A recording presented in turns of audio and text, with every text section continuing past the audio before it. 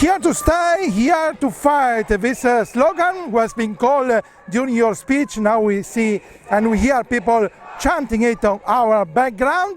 But this slogan is dates back to the 70s, but it also fits to the present. Why? In the 1970s, our community, black communities across this country, were under attack from racists, were under attack from fascists, legitimised by popularism, played out by politicians for electoral gain. That slogan was forged through the fires of resistance and the fires of struggle, and it's a slogan that is now relevant again to this moment, because once again what we've seen is politicians playing the race card, demonising migrant communities, popularising popular racism on the streets, and leading to blood on the streets of our communities as we face racist attacks. In these days in the USA, the political debate is dominated by Black Lives Matter, and also here in London there was yesterday a demonstration of Black Lives Matter.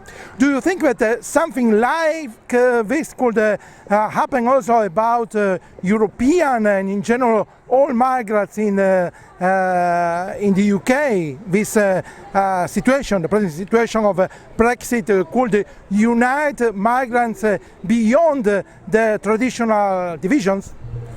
Unity is created through struggle, and unity is created through the real lived experience of communities.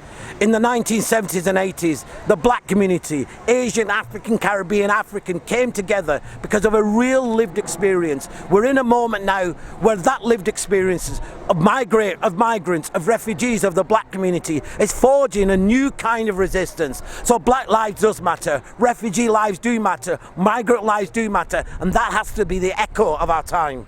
Okay, but before Brexit, most of European communities they felt somehow different from the other migrants. They felt privileged, and so they did not involve. Often they did not involve in the mobilization. Now the situation will change.